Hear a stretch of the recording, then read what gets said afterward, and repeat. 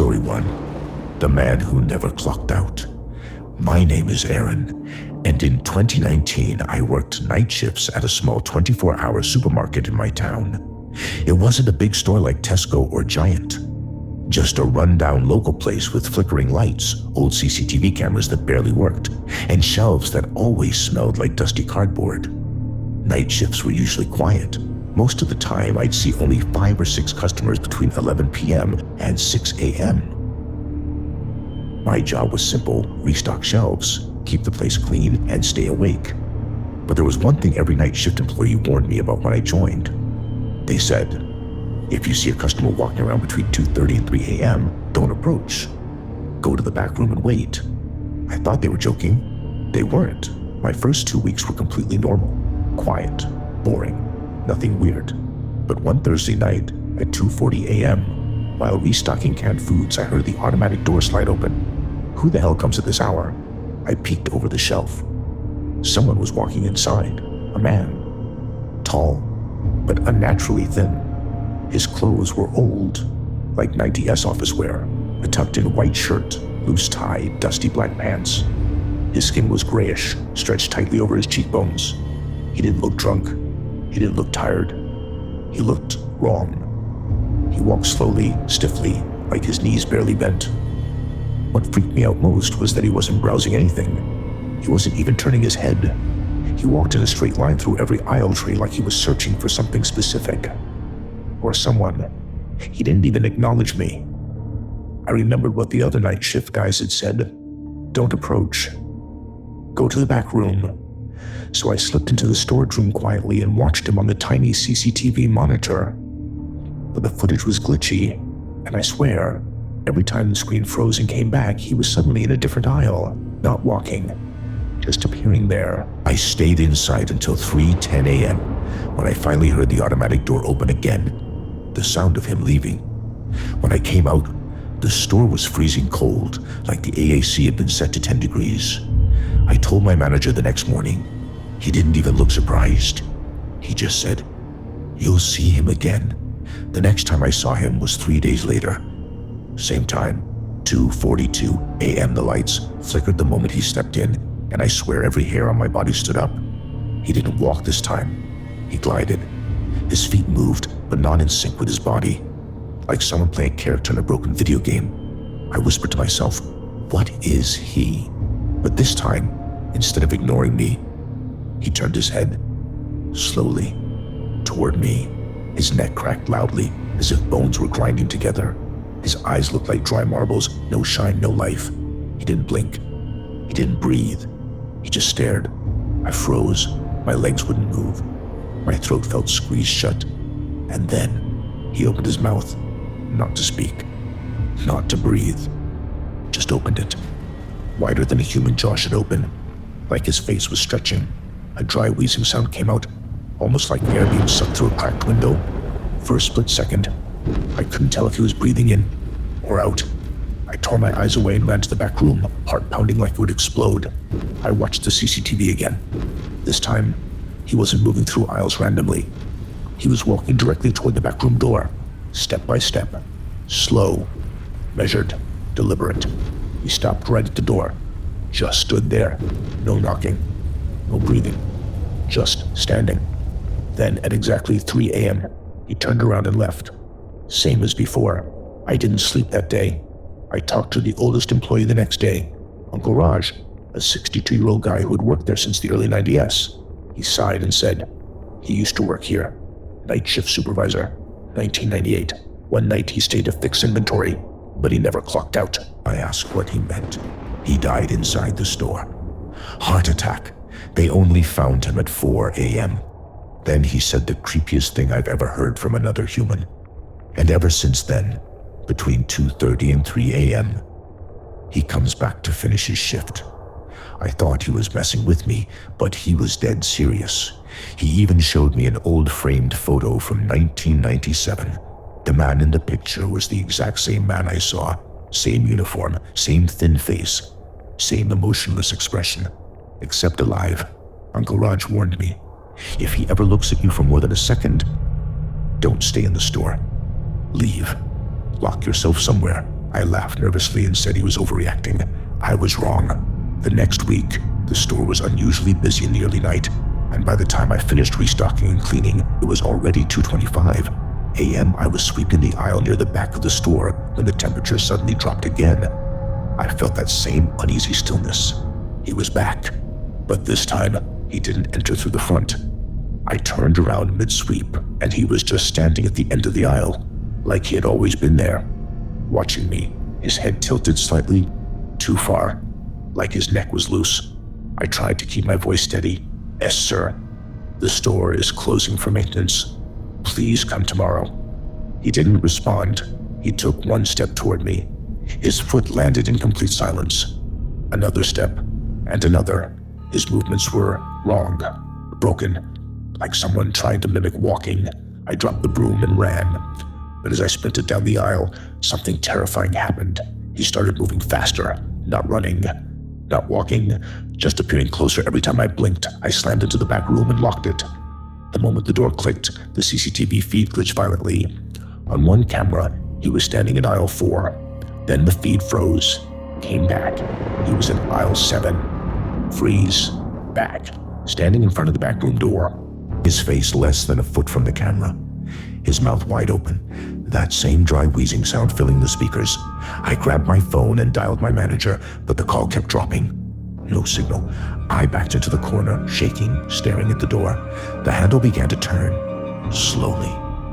I whispered, "Please, go away." The handle twitched violently, then stopped. 2:59 a.m., the handle released. Exactly at 3 o'clock, the camera glitched again, and he was gone. The temperature rose back to normal. My phone instantly regained signal. I went home trembling. After that, I tried to avoid night shifts. But we were understaffed, and I needed the money. So I returned 1 week later. And on that night, something was different. The second I entered the store, the lights flickered. All of them. Not at 2:30 a.m., not at the usual time. It was only 11:15 p.m. I froze. And then, from the speakers, a familiar sound echoed. Not music, not announcements. A dry, wheezing, broken inhale. I felt sick. I wasn't supposed to hear that yet. It wasn't time. I turned slowly. He was already inside the store, standing at the entrance. No footsteps, no door sound, just there. And this time, he wasn't in his old office uniform. He was wearing the supermarket's current uniform, my uniform. His name tag was scratched out. He lifted his arm and pointed directly at me, his finger trembling, his joints cracking. Then he moved, fast, not walking, not gliding, just coming toward me like a glitching shadow. I didn't even think. I ran straight out of the store, left the lights on, left the till open, left everything. I didn't stop running until I reached the petrol station across the street. From there, I watched the store's automatic doors slide open again. The tall, thin man stepped outside, turned his head toward me, tilted it at an impossible angle, and then walked backward into the store. The doors closed. The lights turned off by themselves. I quit the next morning, didn't even go to collect my last salary. My manager didn't ask for explanation. He just nodded and wrote a resigned on the form. He knew why. They all knew. Because everyone who works that night shift eventually sees the same thing. The man who never clocked out. Story 2. The security guard at Building C, my cousin Ravi, used to work as a night security guard at an industrial warehouse compound on the outskirts of Johor. There were 3 large blocks there. Building A, B, and C. Building A and B were active. Trucks came in and out, workers handled shipments, forklifts moved crates. But Building C was different. It had been abandoned for nearly 12 years after an electrical fire destroyed the inside. The company never bothered to restore it because they didn't need the space anymore. So every night Ravi's duty was simple. Guard A and B, avoid C, never ever enter Building C. That was the rule. And that rule existed for a reason. Ravi's shift started at 10 p.m. and ended at 6 a.m. Most nights were routine. Walk around the compound, check the gates, make sure no trespassers got inside. But one night at around 2 a.m., he heard something coming from Building C, a whisper. At first, he thought it was just the wind passing through broken windows, but then he realized the whisper wasn't random. It was rhythmic, almost like someone repeating words over and over. He listened carefully. "Help me. Help me. Help me." The voice was soft, trembling, desperate. It sounded like a woman. Ravi froze. He knew Building C was supposed to be empty.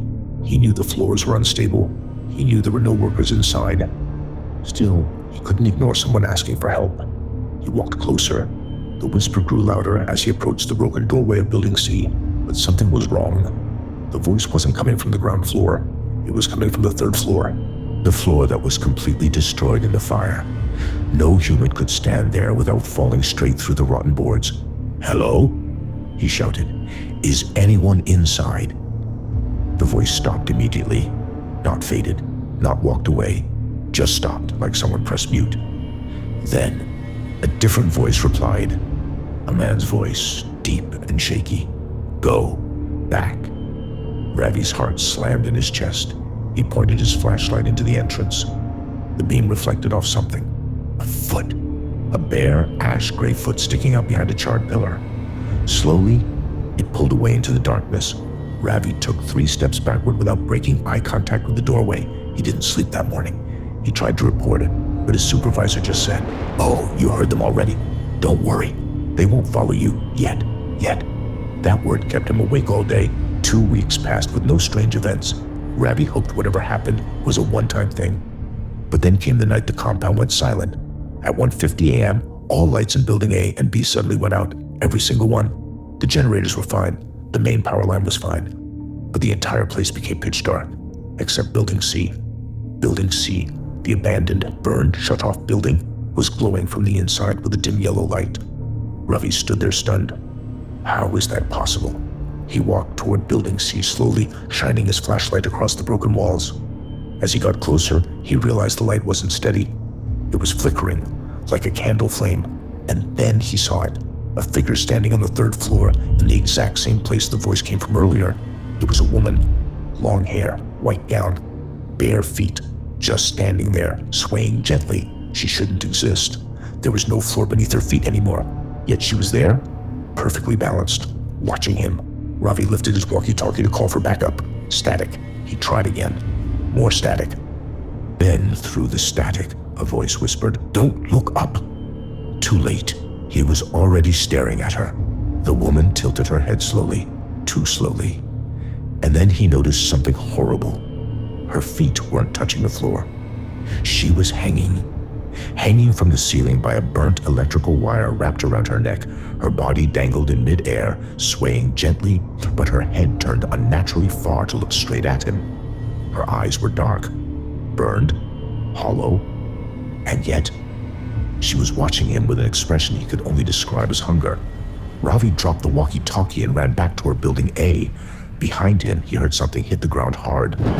T-Hud. He didn't dare look back. After that night, Ravi asked for a transfer. His supervisor denied it. "We all see her eventually," he said. "The important thing is you don't let her follow you." How do I stop her?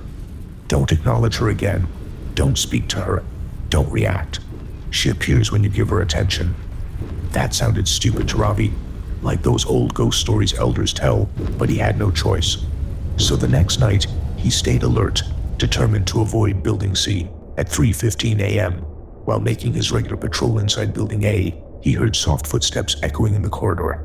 Tap, tap, tap. Slow, dragging, uneven. He thought it was one of the warehouse workers who stayed late, until he realized his shift was the only one operating at night. He turned around. No one. But the footsteps continued, except they were getting closer. Tap, tap, tap. He pointed his flashlight down the corridor, and there she was, the woman from Building C, except now, she wasn't burned. Her face was fresh, her gown clean, her long hair covering most of her features. Only her feet were the same. Ash gray, burned, bare. She was standing in the middle of the corridor, facing the wall, not him. He remembered his supervisor's words. Don't acknowledge her. Don't speak. Don't react. So he slowly turned around and walked the other direction. But as he walked, he heard her movement. Not footsteps, more like bones crackling, bending, rearranging. Snap, crack, pop. He walked faster. She walked faster. Finally, he broke into a run. and she followed. He didn't look back, but he could hear her sprinting behind him, bare feet slapping the concrete, body twitching unnaturally fast. He dove into the security post and slammed the door shut. Her footsteps stopped right behind it. Silence. Then, tap, tap, tap. Her finger tapped the metal door, slowly, patiently, almost politely. Tap, tap, tap. Ravi covered his mouth to stop himself from breathing loudly. Then something slid under the door. A piece of charred cloth, her gown. He closed his eyes and whispered prayers until the sun came up. When he opened the door at 6 a.m., the hallway was empty. The cloth was gone. Ravi knew he needed to quit, but he needed one more paycheck before leaving, so he endured one final night shift. That night, his supervisor told him, "Do not patrol building A or B, stay inside the security office. And whatever sound you hear, don't come out." That terrified him. What's going to happen? His supervisor didn't answer. He just left the compound in a hurry, refusing to finish his own shift. At 12:45 a.m., it began. A loud, screeching noise echoed from building C, like metal scraping against metal, then a woman's scream. Ravi jumped from his chair. The scream grew louder, sharper, more agonized. It wasn't a normal scream. It was the sound of someone burning alive. Then suddenly, silence, followed by a soft knock on the office door. Tap, tap, tap. Ravi held his breath. Then a voice whispered through the crack, "Security, please open. I'm hurt." It was a woman's voice, calm, normal, not distorted. But he wasn't stupid. He checked the CCTV feed, and his blood ran cold. The woman's voice was coming from below the office door. But on the camera, she was standing behind him, inside the office. The moment he saw her on the monitor, she turned her head toward the camera, as if she knew he was watching. Her eyes were blackened holes. Her jaw hung loose, like it had melted. Her neck was still wrapped with the burnt wire. And she smiled, a stretched, impossible smile reaching from ear to ear. Ravi didn't scream. He was too shocked. She walked toward him in the office, even though he couldn't see her physically, only through the monitor. Then the screen cut to static. A loud bang hit the office window, and another, and another. Something was trying to break inside. Ravi crawled under the desk and waited in absolute terror until sunrise. When the morning shift arrived, they found Ravi shaking under the desk, eyes bloodshot, unable to speak. He quit that same morning, and afterward, one of the senior guards finally told him the truth. 12 years ago, a woman got trapped on the 3rd floor of Building C during the electrical fire. 3 workers tried to save her. She pushed them away, not because she wanted to die, but because she didn't want them to die trying to save her. She burned alive before anyone reached her. And ever since, she roams the compound looking for someone. Not for revenge, not for violence, but because in her final moments, the only thing she wanted was help. She cries for it, whispers for it, searches for someone, anyone, who will acknowledge her pain. But the moment someone responds, she never lets them go. That's why Ravi's supervisor warned him not to speak to her. And why everyone at the compound follows one rule. If you hear her voice, pretend you didn't. Because if she thinks you heard her, she will come to you. Story 3. The patient who never left the hospital. Hospitals are creepy enough during the day, but during the night shift, they say becomes something else entirely. Empty corridors, silent rooms, flickering lights, and the smell. That strong, sterile chemical smell that somehow makes everything feel more dead than alive. My friend Vinoth was a night shift nurse in a small hospital in Penang. He used to tell me that after 1 a.m., the hospital felt like another world. Something unseen woke up and moved freely. And the worst part, the staff had learned to live with it. But Vinoth, he had an encounter that nearly made him quit the job forever. This is his story. Room 309 was always the quietest room on Vinoth's floor. No patients, no visitors, no doctors assigned, no nurses allowed. It was permanently locked, but nobody ever explained why. Whenever Vinoth asked, his supervisor simply said, "Just don't open it, not during the night." And that was enough to raise suspicion, but he didn't push further.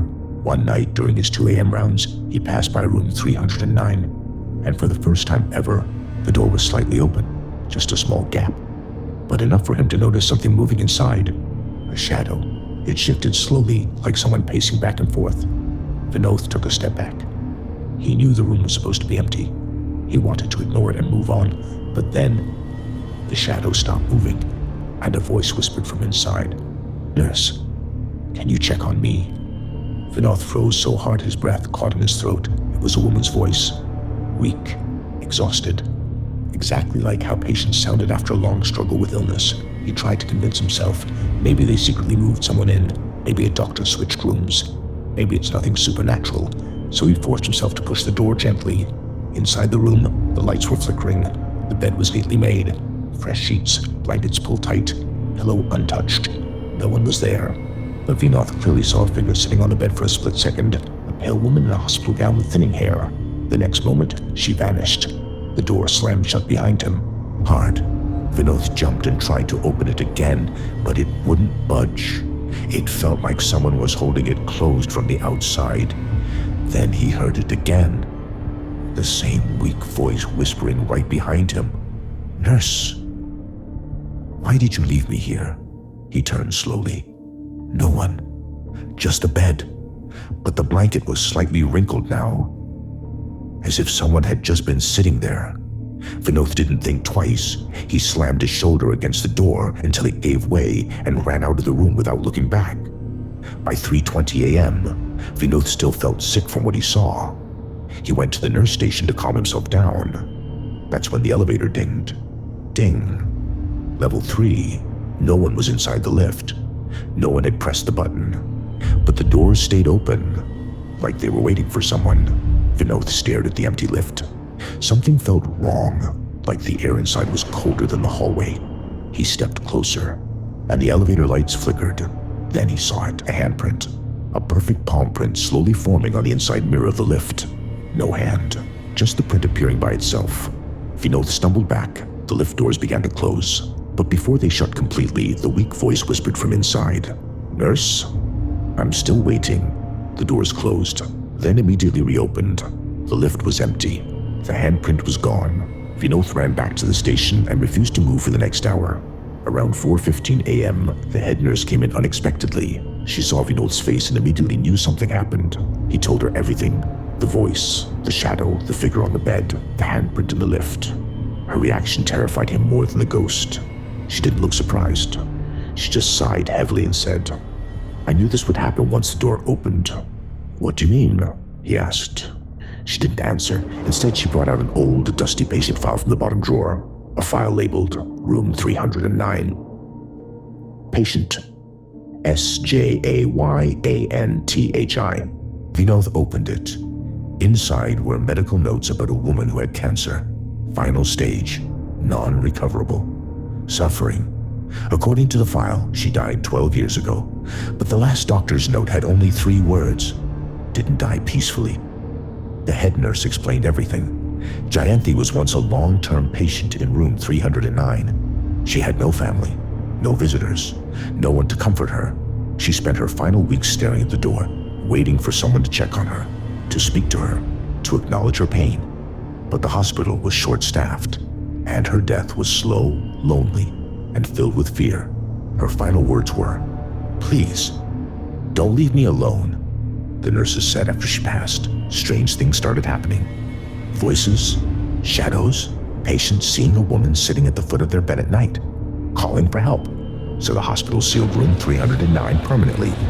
But someone had unlocked it last night. Vinod asked, trembling, "Is she dangerous?" The head nurse paused. "Not always. She only becomes dangerous when she thinks you're ignoring her." Vinod felt sick. He had ignored the voice when it first spoke. That meant she wasn't done with him. Vinod tried to remain calm, but he still had one last task before the end of his shift, a final walk through the corridor. He didn't want to do it, but protocol was protocol. He forced himself to walk past room 309. This time, the door was wide open, and the room was brightly lit. Inside, the pale woman was sitting on the bed again, this time clearly visible. Her hospital gown hung loosely on her fragile body. Her eyes were sunken and glassy. her hair thin and untidy. She looked like someone who had suffered too much and died hating every second of it. But when she looked at Vinoth, her expression was not angry. It was pleading. She lifted one trembling arm toward him. "Please, check on me." Just once. Vinoth didn't move. He didn't run. He didn't scream. He took a slow breath and stepped into the room. The woman watched him with hollow, hopeful eyes. He whispered gently, "I'm here." Her lips curled into the faintest, saddest smile. Her body flickered softly, like a candle flame struggling to hold shape. "Thank you," she breathed. And then she disappeared. Completely. The lights stopped flickering. The cold vanished. The air felt normal again. Vinoth walked out of room 309 and closed the door behind him. It stayed shut for the rest of the night. When the morning shift arrived, Vinoth told the head nurse what happened. She nodded slowly. "She's finally rested." "Is it over?" he asked. The head nurse hesitated. "Not for the hospital, but for you, maybe?" Vinoth frowned. "What do you mean?" She replied quietly. She was waiting for someone to acknowledge her before she could move on. "But just because she's gone doesn't mean room 309 is empty." Vinoth quit the job that same week. Room 309 remains locked to this day. And every few months, a new night shift nurse reports hearing the same whisper. "Nurse, can you check on me?" These were 3 disturbing real night shift horror stories. If you work the night shift, you already know. You are completely alone until something decides you're not. Maybe it's a shadow that shouldn't move, a voice that shouldn't whisper, a door that shouldn't open by itself, or a patient who shouldn't still be there. Night shift stories hit different because that's when the world is quiet enough for the things we try to ignore to finally be heard.